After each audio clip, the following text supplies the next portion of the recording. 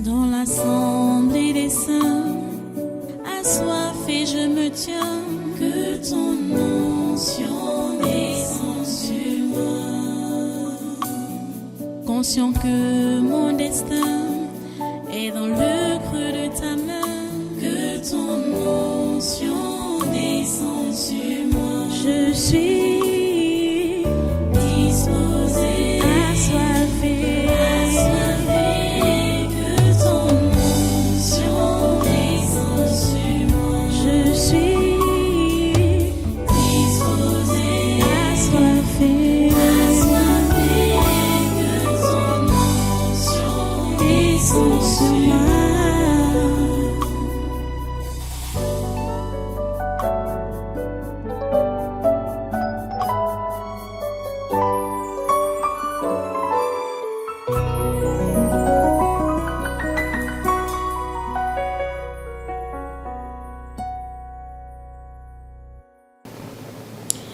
Alléluia. Voilà. Prenons ta Bible. Je crois que tu as déjà pris ça. Jean chapitre 8. Jean chapitre 8. À partir du verset 1. Nous lisons.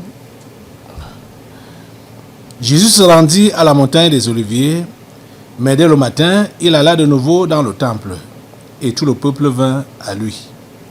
S'étant assis, il les enseignait. Alors les scribes et les pharisiens amenèrent une femme surprise en adultère. Et la plaçant au milieu du peuple, ils dirent à Jésus, « Maître, cette femme a été surprise en flagrant délit d'adultère. Moïse, dans la loi, nous a ordonné de lapider de telles femmes. Toi donc, que dis-tu » Il disait cela pour l'éprouver, afin de pouvoir l'accuser. Mais Jésus, s'étant baissé, écrivait avec le doigt sur la terre. Comme il continuait à l'interroger, il se releva et leur dit, « Que celui de vous qui est sans péché jette le premier la pierre contre elle. » Et s'étant de nouveau baissé, il écrivait sur la terre. Quand ils entendirent cela, accusés par leur conscience, ils se retirèrent un à un, depuis les plus âgés jusqu'au dernier, et Jésus resta seul avec la femme qui était là, au milieu. Alors s'étant relevé, et ne voyant plus que la femme, Jésus lui dit, « Femme, où sont ceux qui t'accusaient? Personne ne t'a-t-il condamné ?» Elle répondit, « Non, Seigneur. » Et Jésus lui dit, « Je ne te condamne pas non plus. Va et ne pêche plus. » Prions le Seigneur. Seigneur Dieu, toi, fois saint, nous te remercions pour ta parole de ce jour. Merci parce que tu nous la délivres pour notre liberté, pour notre salut, pour notre restauration. S'il te plaît, permets donc que le but pour lequel tu la livres et tu la libères dans nos vies puisse s'accomplir. Nous attendons à toi, Seigneur. Nous attendons à toi, Seigneur. Accomplis ta volonté dans nos vies. En cet instant. Que ta parole trouve de la place dans nos vies. Et donne-nous la grâce de pouvoir l'appliquer au quotidien, à chaque instant, à toute occasion dans nos vies. À toi la gloire, l'honneur et la puissance. Au nom de Jésus-Christ de Nazareth, nous avons prié. Amen. Voilà, prenez place dans sa sainte présence et soyez tous les bienvenus au congrès de surnaturel de ce vendredi 2 février 2024. C'est le deuxième jour du séminaire de ce mois de février. La vie chrétienne normale. Nous sommes devant un cas d'évangélisation et de conversion. Un cas d'évangélisation et de conversion. C'est ça que Jésus est venu faire, évangéliser et convertir les gens. Parce que le monde entier s'est livré à Satan. Le monde entier s'est livré au péché. Et Jésus est venu comme sacrifice pour le péché. Et il est venu donc comme le sauveur. Il est donc annoncé. Et quand on vient à lui, quand on entend que c'est lui le sauveur, c'est lui qui libère, on vient à lui, il accomplit ce pourquoi il est venu, c'est-à-dire libérer, sauver. Jésus n'est pas venu pour condamner les gens. Contrairement à ce que plusieurs pensent, Jésus n'est pas venu pour condamner les gens. Les gens sont plutôt condamnés par leur propre conscience. Et surtout la conscience qui ne veut pas se convertir, qui ne veut pas changer. Le cas que nous avons devant nous nous montre comment Jésus n'a même pas énuméré les différents péchés que les uns et les autres ont eu à commettre. Cette foule qui a attrapé cette femme en flagrant délit d'adultère était une foule de pécheurs. Jésus a seulement dit que celui parmi vous là qui n'a jamais commis de péché et qui est sans péché soit donc le premier à lancer la pierre sur cette femme. C'est leur propre conscience qui les a accusés et qui les a condamnés, et ils ont rebroussé chemin. Ouais. Jésus n'accuse personne. Jésus ne condamne personne. Quand vous voyez les gens qui ne veulent pas se repentir, qui ne veulent pas se convertir, et qui prétendent que oh, vous nous jugez, vous nous condamnez, c'est pas ça. Jésus n'a pas condamné ces gens. Jésus ne les a pas jugés. Mais eux, ils voulaient paraître justes, non seulement devant Jésus, mais devant les gens. Ils voulaient paraître justes. Et la question que Jésus-Christ a posée a permis à ce que chacun puisse se voir devant sa propre image. Donc, chacun avait son image devant lui. Que voici ce que tu es. Tu veux lancer la pierre à cette femme, mais toi-même, tu es pire que elle, ou tu es comme elle. Tu n'es pas différent d'elle. Est-ce que tu peux vraiment lancer la pierre contre elle? C'est sa conscience. C'est la conscience de chacun qui lui disait ça. Et ils ont rebroussé chemin, un à un, du plus vieux, du plus grand, jusqu'au plus petit. Ils sont partis. Où sont ceux qui t'accusaient? Jésus pose la question à la femme. Où sont ceux qui t'accusaient? Personne t'a-t-il condamné? Elle répondit, non, Seigneur. Non, Seigneur. Et Jésus lui dit, je ne te condamne pas non plus. Ah. Est-ce que vous suivez ce qui s'est passé là? Jésus est venu sauver les pécheurs. Cette femme a été sauvée par Jésus. Mais ce que nous remarquons dans sa conversion et l'entretien que Jésus a eu, non seulement avec elle, mais avec ses accusateurs, la femme n'a pas eu l'occasion de confesser même son péché. Parce que son péché était évident. On a déjà dit ce qu'elle a fait. Elle n'a pas nié. Elle avait encore quoi à faire. Tu sais, Jésus te connaît. Jésus te connaît. Quand tu as même péché, il t'a vu comment tu péchais. Il sait ce que tu as fait de mal. Confesser le péché n'est pas de dire, Seigneur, j'ai fait ceci, j'ai fait cela. Ce n'est pas ça, c'est pas suffisant. Dire, j'ai fait cela. Confesser, reconnaître, c'est la femme-ci. Est-ce que la femme-ci a dit, oui, ils ont raison, j'ai commis l'adultère? La femme là n'a pas dit ça. Elle n'a pas dit ça. Elle a seulement reconnu Jésus comme le Seigneur. Elle a dit non, Seigneur. C'est tout. Non, Seigneur. C'était suffisant. Parce que quand tu reconnais Jésus comme ton Seigneur,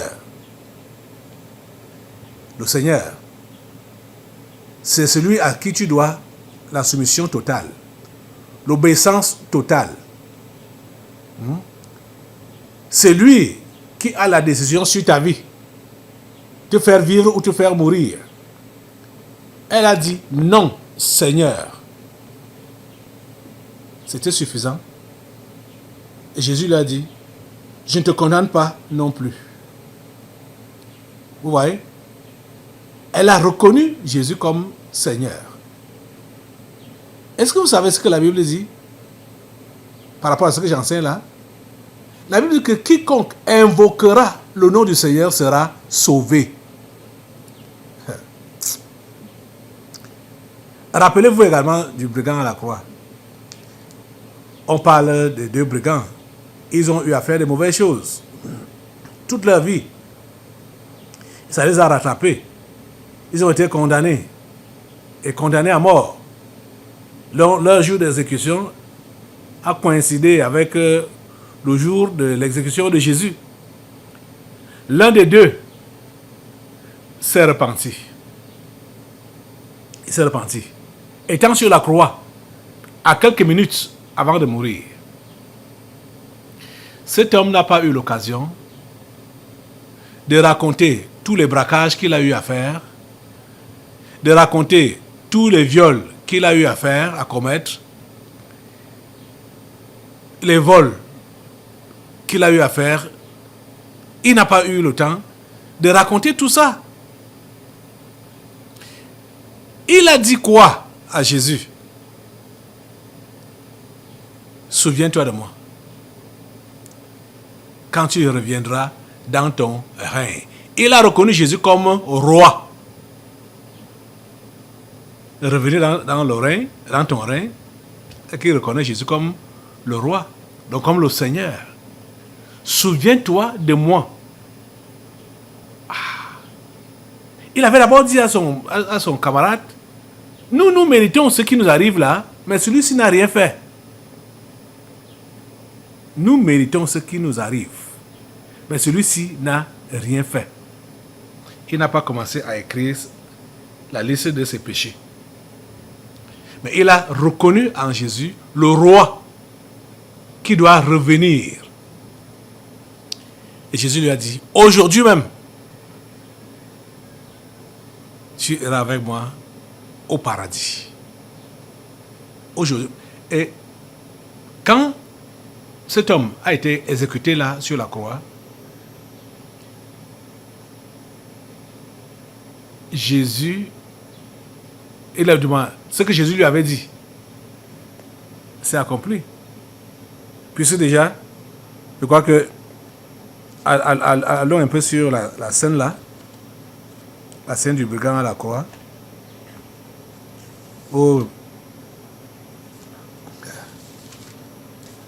Allons dans l'évangile de Luc. Allons dans l'évangile de Luc.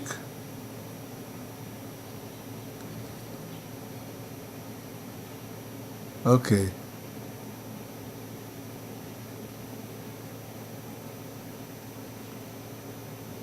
Luc chapitre 23. Luc chapitre 23. Verset 39.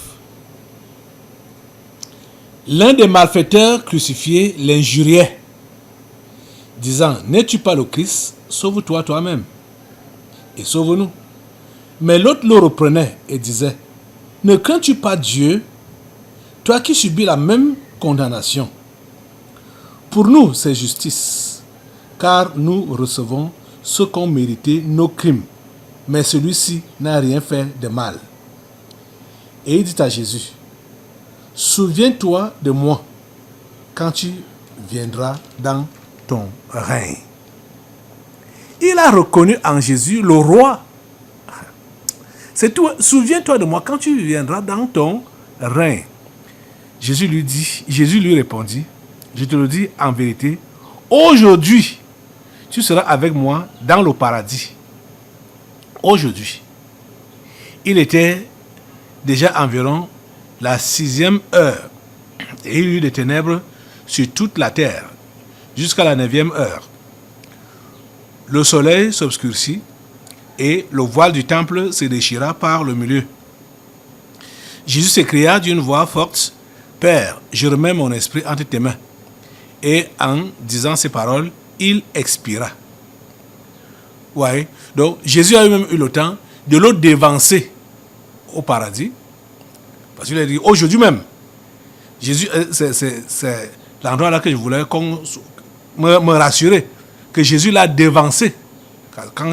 Parce qu'il lui a dit qu'aujourd'hui même, tu iras avec moi dans le paradis. Et Jésus l'a dévancé.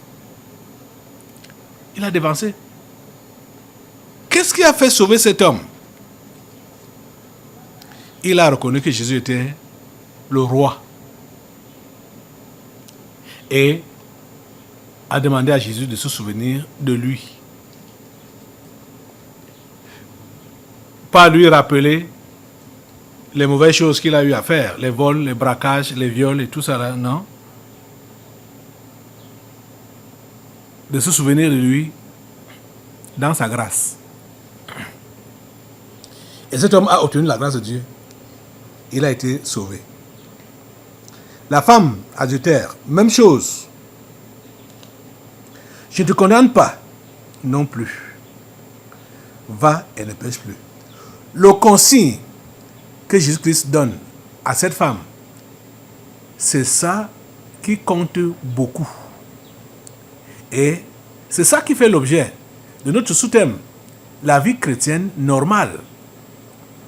Pour donc être délivrés des esprits familiers, nous devons mener des vies chrétiennes normales. Ça veut dire quoi? Quand nous avons eu la grâce de rencontrer le Sauveur, de rencontrer le Messie, le Roi, de rencontrer celui qui peut nous pardonner et nous a pardonné, on doit garder les consignes qu'il nous donne.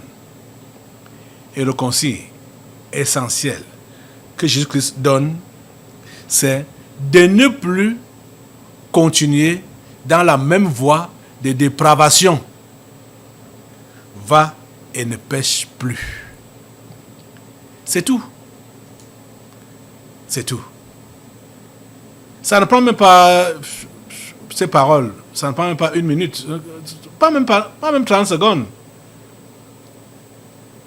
Vraiment, c'est qu'on dit que les causeries de sages, ça ne met pas long, ça ne dure pas. Va et ne pêche plus. C'est tout. Cher ami, as-tu rencontré Christ? As-tu reçu le pardon de tes péchés? Es-tu rassuré que tes péchés sont pardonnés? Que tu as été lavé dans le sang de Jésus? Ces paroles doivent retentir dans tes oreilles. Quand il te dit, va et ne pêche plus. Ça doit retentir dans tes oreilles. Va et ne pêche plus. Et rassure-toi que tu fais donc comme il te l'a dit. Ne pêche plus. Va et ne pêche plus. Il ne te condamne pas. Ce n'est pas qu'il approuve ce que tu as eu à faire comme mal ou ce que tu as eu à commettre comme péché dans le passé. Il n'approuve pas ça. Il n'encourage pas ça. Maintenant, tu as dit que tu arrêtes. Et pour cette femme, on voit qu'initialement, ce n'est pas elle-même qui a initié à arrêter avec ce péché. C'est pas elle-même. en quelque sorte, elle devait même mourir à la suite de son péché. C'était pas quelque chose, c'était ça qui était dans la loi de Moïse. Et comme ces gens, ces scribes et ces pharisiens prétendaient mettre en pratique la loi de Moïse, cette femme était donc une candidate à la mort, à la mort par lapidation. Tu vois ça? Non. Elle ne s'est pas préparée, elle ne s'est pas apprêtée pour dire qu'elle va devenir enfant de Dieu, qu'elle va devenir chrétienne. Elle ne s'est pas apprêtée à cela. Elle était plutôt une candidate à la mort par lapidation. Mais la grâce de Dieu l'a atteint. Et elle a reçu le pardon de Dieu. Maintenant, elle reçoit également donc les consignes de Dieu, les conseils de Dieu pour préserver ou continuer avec cette vie-là pure, une vie pure, donc une vie chrétienne normale. Donc ce n'est plus une vie qui est versée au péché. Ce n'est plus une vie qui est versée au péché, c'est une vie qui honore le Seigneur. La plupart parmi vous, initialement, vous n'êtes pas venu à l'église parce que vous aimiez tellement Dieu, que vous vouliez réellement vous convertir, vous vouliez servir Dieu, que vraiment c'est ça, c'est pour cela que vous êtes né, vous le reconnaissez comme votre créateur, votre bon Père céleste et tout ça. C'est des problèmes, des circonstances qui vous ont amené ici. Et bon, tant bien que mal, vous êtes débrouillé à comprendre que ça ne vaut pas la peine de continuer à vivre la vie que vous meniez auparavant là, même comme vous êtes venu peut-être pour d'autres choses, à chercher des solutions aux problèmes, peut-être c'était un problème que vous aviez. Ce n'était pas le cas pour cette femme. Elle, ses bourreaux l'ont amené chez Jésus avant d'aller l'exécuter. Comme par hasard. Vous voyez? Mais vous êtes donc arrivé là et vous avez écouté la parole. Vous avez décidé de continuer. Même comme en continuant, vous avez toujours espoir que le vrai problème qui vous a amené, pour vous, le vrai problème, c'est ce que vous aviez. Peut-être cette maladie-là que vous aviez, peut-être ces blocages-là que vous aviez, peut-être vous-même vous savez ce que vous a amené ici. Parce que chacun a des raisons qui l'ont amené ici. Ce que Dieu veut de nous, ce sont nos cœurs, ce sont nos vies.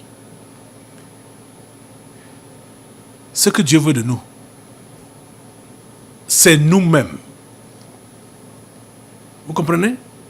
Donc, quand tu es dans sa maison, ne sois pas là dans l'impatience de voir les besoins qui t'entourent comblés.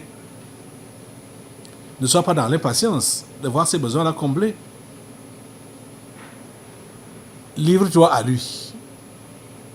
Et rassure-toi que tu marches maintenant d'après son conseil. Va et ne pêche plus. On va voir d'autres cas. Alors, toujours, je crois, toujours dans l'évangile de Jean, au chapitre 5. Jean, chapitre 5. Donc, tu vas un peu derrière. Jean, chapitre 5. Verset 14. Jean chapitre 5, verset 14. Tu es là? Ça, c'est l'histoire du malade qui avait été guéri à la piscine de Bethesda. par Jésus toujours. On ne va pas lire toute l'histoire. Je vais juste lire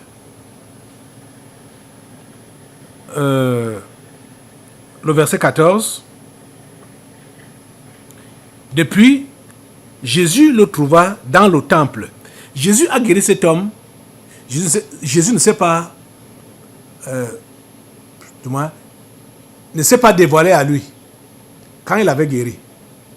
Il n'a pas su qu'il avait même guéri. Il n'a pas su, du moins, il ne connaissait pas physiquement Jésus. Jésus l'a guéri, Jésus a disparu. Bon, il a eu des problèmes. Après sa guérison, il a eu des problèmes avec des religieux qui contestaient le fait qu'il puisse transporter son lit le jour du sabbat. Or, lui, il était juste en train d'obéir aux instructions qu'on lui a données. C'est-à-dire les instructions que Jésus lui avait données. Jésus lui avait dit, prends ton lit et va à la maison. C'était un jour de sabbat. Jésus le savait. Cet homme même le savait. Il n'était pas autorisé de porter les bagages le jour du sabbat. Mais Jésus a dit à cet homme, prends ton lit, va à la maison. Il a pris son lit, il est allé à la maison. Les gens ont commencé à le combattre. Que mais toi, tu es contre la parole de Dieu. Tu fais ce que la parole de Dieu interdit. Pourquoi tu portes ton lit le jour du sabbat? Il a dit que la personne qui m'a guéri, c'est ça qu'il m'a dit de faire. Donc, il a seulement obéi. Vous voyez, un peu comme cette femme. On est toujours dans la même logique. Jésus a dit à cette femme, va et ne pêche plus. Vous croyez que si demain ou après-demain, une autre personne proposait à cette femme de commettre adultère avec elle, elle allait encore le faire? Elle n'allait pas le faire. Elle allait dire, j'ai échappé à la mort de justesse. Et la personne qui m'a sauvé, j'ai échappé à la mort par lapidation. À moins un, à moins demi même. Et la personne qui m'a sauvé m'a dit, va et ne pêche plus. C'est ça qu'elle allait dire à la personne qui devait lui proposer de commettre encore adultère avec elle. Donc, comme ce monsieur, quand Jésus lui a dit, prends ton lit, va à la maison, il a seulement obéi, il a seulement respecté ce que Jésus lui avait dit. Cela lui a créé des problèmes, mais ça ne l'a pas découragé, ça n'a pas entamé sa foi, ça n'a pas touché sa foi, parce qu'il savait qu'il ne faisait qu'obéir à ce que celui qui l'avait guéri lui a dit de faire. Vous comprenez ça? Si tu sais que tu as reçu le pardon de Jésus, tu as reçu son salut, tu dois respecter les consignes qu'il te donne. C'est-à-dire, il n'y a pas de raison que tu puisses désobéir à ces consignes. Tu comprends ça? Quelle que soit la personne qui peut se placer devant toi, cette personne-là importe peu. C'est ce que Jésus-Christ te dit de faire que tu dois faire.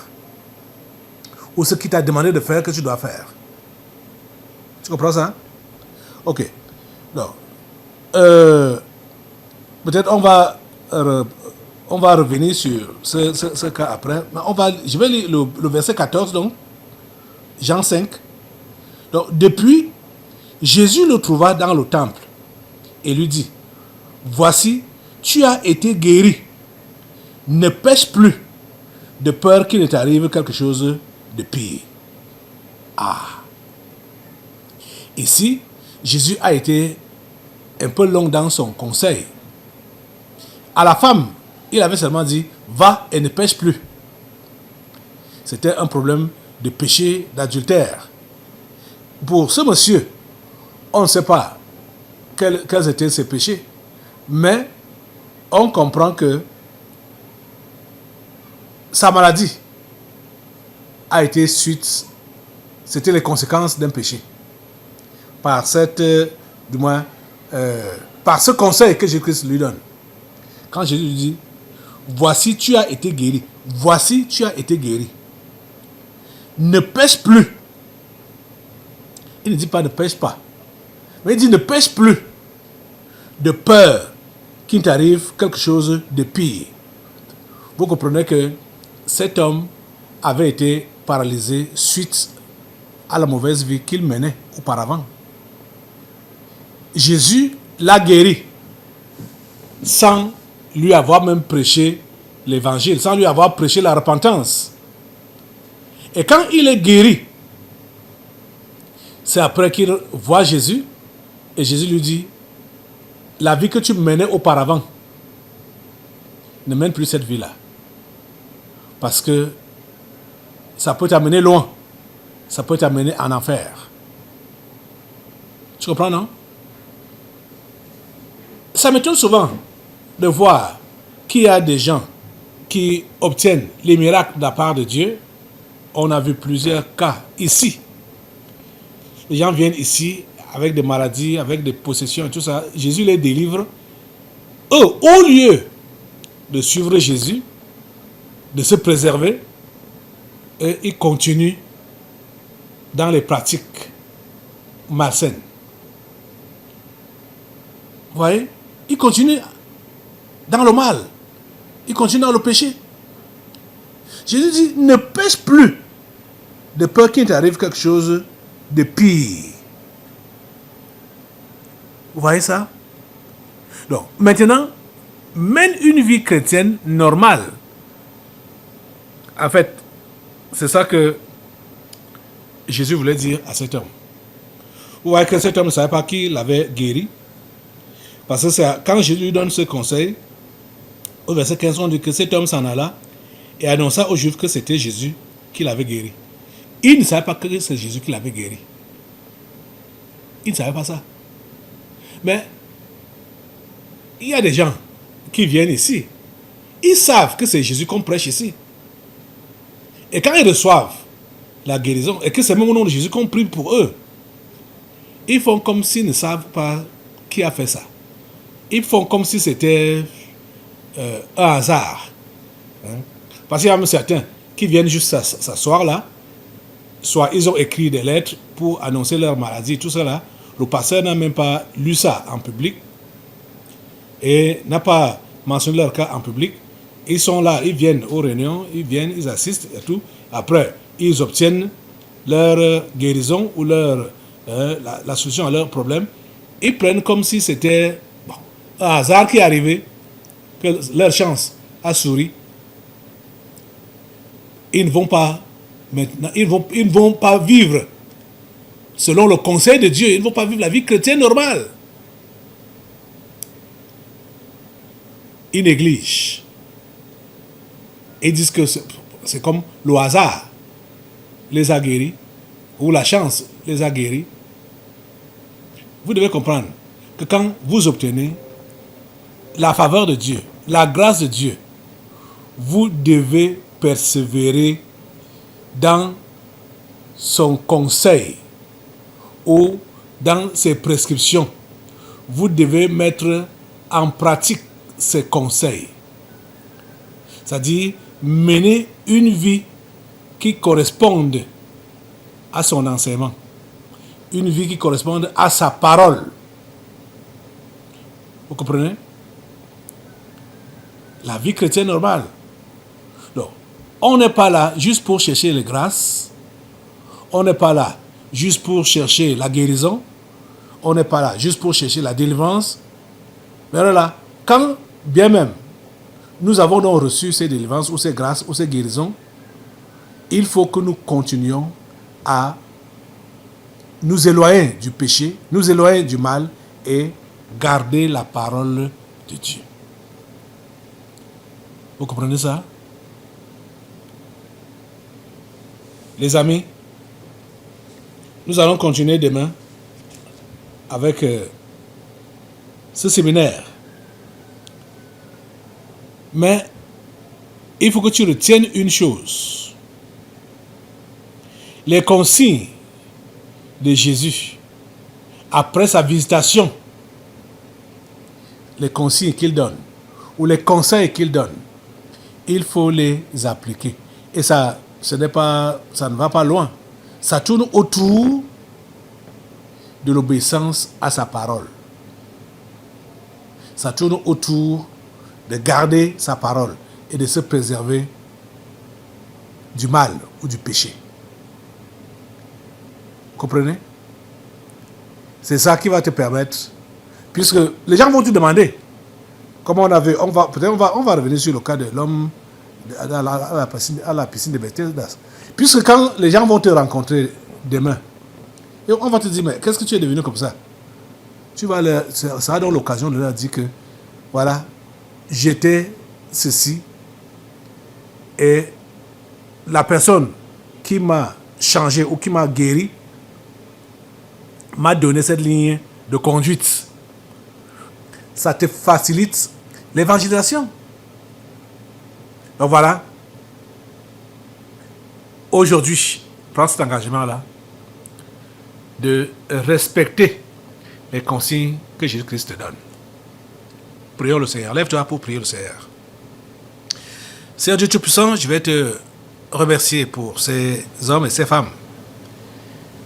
Seigneur, merci de les aider à mener des vies chrétiennes normales, de les aider à te faire connaître à ceux-là qui vont leur poser des questions concernant leur nouvelle vie, qu'ils puissent te brandir au-devant d'eux que c'est toi qui sont en train de croire, que c'est à toi qu'ils obéissent.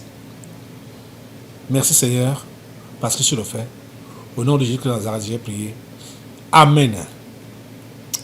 Voilà, soit toi. Nous allons maintenant passer aux délivrances prophétiques. Dans l'assemblée des saints, assoiffé je me tiens, que ton onction descende sur moi. Conscient que mon destin est dans le creux de ta main, que ton onction descende sur moi. Je suis